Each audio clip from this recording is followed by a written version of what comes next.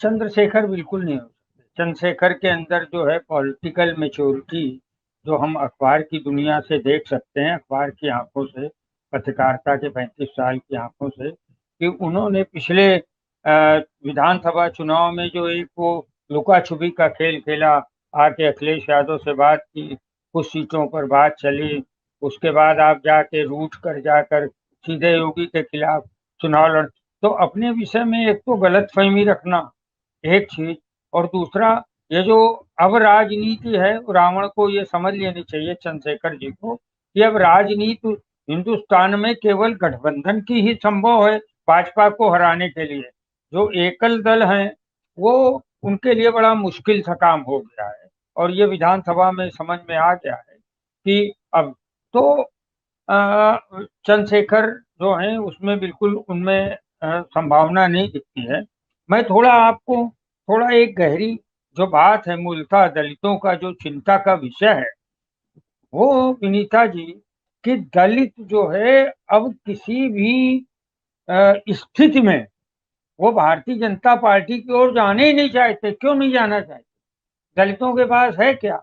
आप भी उत्तर प्रदेश से गहरे से जुड़े हैं, अनिल जी भी हैं, और दूसरे तमाम लोग, हम लोग भी गांवों से जुड़े हुए हैं। दलितों के पास खेतीहर जमीनें तक तो है नहीं गांवों में।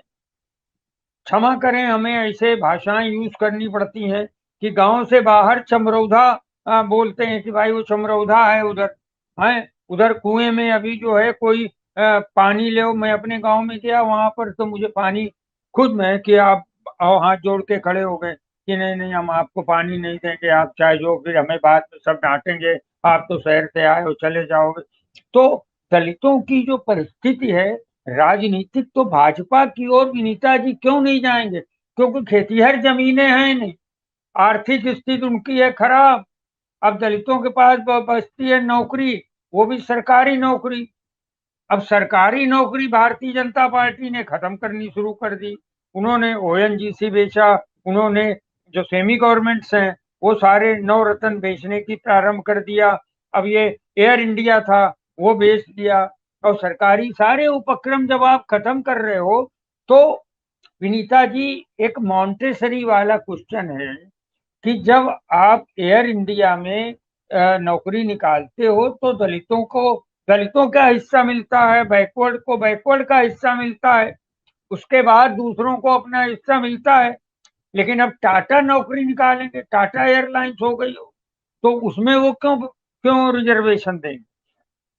तो सरकारी नौकरियां जो खत्म करने का दलितों के लिए आरक्षण खत्म किया इन्होंने, ये दलित लोगों में ये आग है।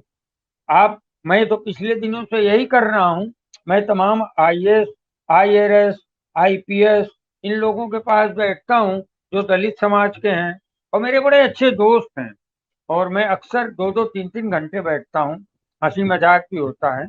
और वो बोलते हैं कि हम लोग की चिंता ये है कि मेरे बच्चे क्या हमारी पेंशन खाएंगे।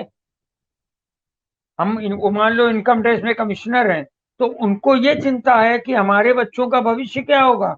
अब ये पढ़ लिख के वो भी आज इंजीनियर बन जाते हैं, तो कल जो है उनको रिजर्वेशन मिलती है पढ़ाई में, तो इंजीनियर बन जाते हैं, लेकिन नौकरी का रिजर्वेशन तो आप खत्म ही कर रहे हैं, क्योंकि नौकरी खत्म कर रहे हैं आप। सरकारी वो सब पैसे दे रहे।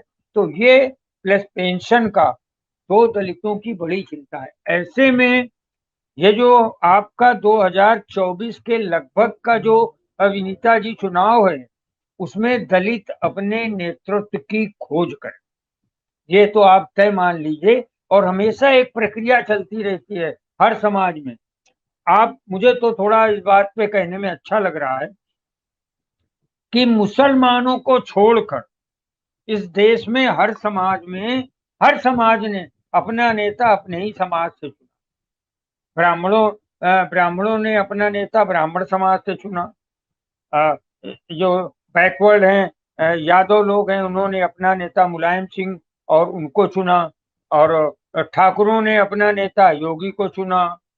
ऐसे जो है तमाम जो जातीय जातीय चीजें हैं, मतलब ये शर्म की बात भी है मेरे हिसाब से, लेकिन किसी के लिए गौरव की बात भी होगी।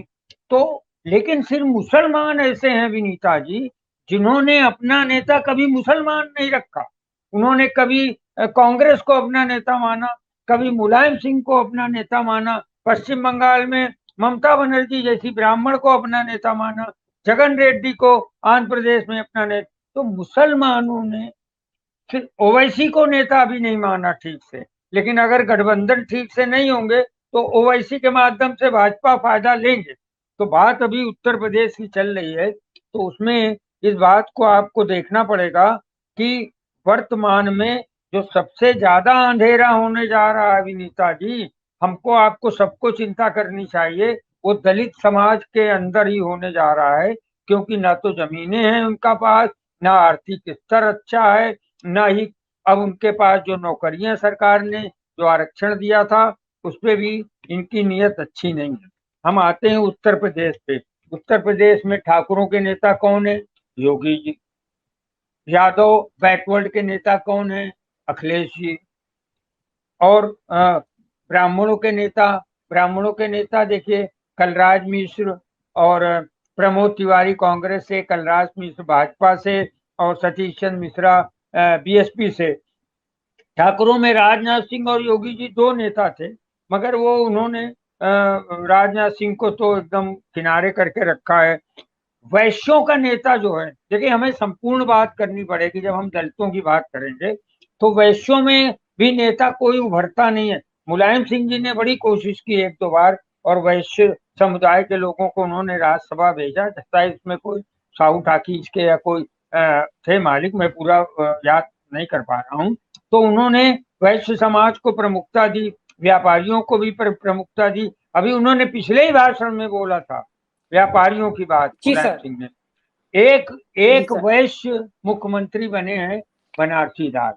अब अंत आपका दो चार लाइन में कि दलितों को अपना नेता दलित समाज से ही चुनना है, लेकिन जो जो इन्होंने करके रखा है इन्होंने, मायावती जी ने, क्योंकि दलित ने समझ लिया कि मायावती को देना समर्थन देने का मतलब हमने, देखिए वीडियो से साफ स्पष्ट है और हम सबको पता भी है कि जो व्यक्ति जो पैर चटवा रहा है, जो कर रहा है, वो ठाकुर समाज का व्यक्ति, और हमारे जो मुख्यमंत्री हैं वो ठाकुर समाज के हैं।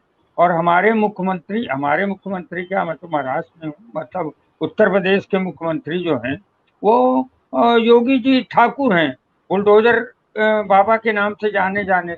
लेकिन आपको भी याद है कि एक बार ये दलितों के गांव गए थे, तो वहां पर जाके पहले उनको साबुन की बट्टियां बटी थी और उनको तेल फुलेल बांटा गया था कि मुख्यमंत्री आ रहे हैं, तो वो दलितों को छू न पाए दूर दूर में, तो उनको जरा नहला बुला दो और तेल फुलेल गुलेल इत्र वगैरह सब लगा दो। हाथरस की बेटी जो थी वो दलित की बेटी थी, ये हम नहीं भूलें। उस समय मायावती भी एक आध वाक्य बोल के चुपचाप बैठ गई थी। उस समय प्रियंका गांधी और अखिलेश यादव थे जिन्होंने इसको बड़ा तेज ढंग से आवाज उठाई थी। और योगी का तो कुकृत्य ही था कि एक दलित की बेटी को रात में इन्होंने 2:30 बजे जलवाया। ये तो बहुत क्रूरता के इतिहास की अनोखी। और ये आज, और ऐसा भी जो हमारे मित्र अनिल जी ने बोला, ऐसी कितनी घटनाएं हैं, घोड़ी पे नहीं चढ़ने देते हैं और दलितों के साथ और अत्याचार। मैं तो बोल तो रहा हूँ ना कि मेरे अपने गांव में जो बोला जाता है, जो गांव से दूर जो करीब ये 40-50 घर हैं, मुझे शर्म आ रही थी, मुझे दिल से खराब लग रहा है ये कहने में कि उसको चमरौधा बोलते हैं, अभी भी बोलते हैं। और मैं उधर जाऊं तो मुझे पानी नहीं मिलता है। वो भी ऐसा शायद आतंकित होंगे। लेकिन अभी भारतीय जनता पार्टी से ये अपेक्षा करना कि वो दलितों के साथ कोई भला काम करेगी, तो ये तो आप भूल जाइए, क्योंकि उनकी योजना ही है दलितों को का आरक्षण और दलितों का ये सब समाप्त करना। लेकिन दलितों को वो बेवकूफ बनाते हैं। इसलिए सबसे बड़ी चीज ये है कि दलितों का एक नेता, देखिए फिर मैं आपको बोल रहा हूँ, मैं अखिलेश यादव को भी बोलना चाहता हूँ, मैं प्रियंका गांधी को भी बोलना चाहता हूँ कि, और इनको भी, कि भारतीय जनता पार्टी के पास कोई दलित नेता ही नहीं है, और दलित अपना नेता जो है दलितों में ही ढूंढेगा। अखिलेश जी को कोई दलित नेता डेवलप करना पड़ेगा। प्रियंका गांधी को कोई दलित नेता डेवलप करना पड़ेगा।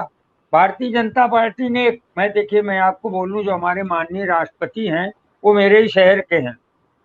हमारे मतलब ये कहना कि हमारे परिवार के और ये सब लोगों से वो उनके निकट के परिचय हैं, हमारे परिचय क्षेत्र में वो सब बात की हैं। लेकिन ये कोविंद जी दलित हैं और हमें उन पे अभिमान है, हमारे राष्ट्रपति हैं माननीय। लेकिन ये एमएलए का चुनाव हार चुके और उसके बाद इनको लोकसभा का टिकट मांगा गया तो उन्होंने लोकसभा का टिकट इनको नहीं दिया 2014 में। तो तब वो अमित शाह के लिए, अभी मैं क्या बोलूं कि वो थोड़े से नाराज चल रहे थे, लेकिन बाद में उनको बिहार का राज्यपाल बना दिया गया और उसके बाद उनको दलित होने के नाते उन्होंने राष्ट्रपति बनाया। समाजवादी पार्टी के एक विधायक रहे हैं 2 बार के, सुभाष पासी, सैदपुर के, मेरे मित्र हैं। राजनीति में मैंने उनको इस्टेब्लिश करने में काफी मेरे बहुत करीबी मित्र हैं और गुरुजी बोलते हैं। 2 बार से विधायक थे सैदपुर गाजीपुर से। उनको दलित नेता कहकर सुभाष पासी को भारतीय जनता पार्टी ने अपने साथ लिया और ये बोला हमारे पास दलित नेता नहीं है और हमें आपकी जरूरत है और आप आइए, हम आपको मंत्री बनाएंगे, हम आपको ये करेंगे। और उन्होंने भी मुझसे कहा गुरुजी वहाँ कोई है नहीं दलित नेता। देखिए, तो ऐसे में वो गए भारतीय जनता पार्टी में और चुनाव हार गए। 2 बार से लगातार जीता समाजवादी पार्टी का अखिलेश यादव का खास व्यक्ति। तो दलित नेता ही नहीं उभर पा रहे हैं ना। अखिलेश यादव उभारे ना, कांग्रेस क्यों नहीं उभारती है? एक समय जगजीवन राम उभरे थे, एक तरफ जो है मीरा कुमार उनकी पुत्री आई उत्तर प्रदेश से, वीपी मौर्य थे, सुशील कुमार शिंदे हैं अभी बड़े हमें हमारे बहुत निकटतम है, उनको प्रणाम भी करता हूँ। वो दलित नेता मगर उम्र हो गई उनकी। उनकी बेटी है प्रणित शिंदे। ना तो कांग्रेस उभार रही है दलित नेता ठीक से, ना ही अखिलेश यादव के जो नवरत्न है उनको तो एक स्थित बनाने में समय लगेगा विनीता जी। तो इसलिए आपका आज का सवाल बड़ा कीमती है। इसमें दलों को सोचना होगा, विपक्षियों को, खाली अखिलेश जी से ही नहीं होगा। अखिलेश जी से अगर हो तो कोई 1-2 वर्ष के लिए कम से कम 2 अभी से उभारे एक, क्योंकि अखिलेश जी के कहने से मुसलमान तो आ जाएगा, क्योंकि मुसलमान को नेता नहीं मानता, वो हिंदुओं को नेता मानता। तो अभी जो प्रमुख जो है, हमको ये कोशिश करनी पड़ेगी कि हमको इनसे विपक्षियों से कहना पड़ेगा एकजुट होकर आप अपना एक दलित नेता बनाइए और उसके पीछे, क्योंकि भारतीय जनता पार्टी के साथ अब दलित नहीं जाएगा, वो आरक्षण की वजह से और ये हरकतें जो। और आप हमसे जुड़े रहने के लिए सब्सक्राइब करें YouTube पर, फॉलो करें ट्विटर पर और लाइक करें Facebook पर। और ज्यादा जानकारी के लिए आपको टाइप करना होगा सिर्फ न्यूज नशा।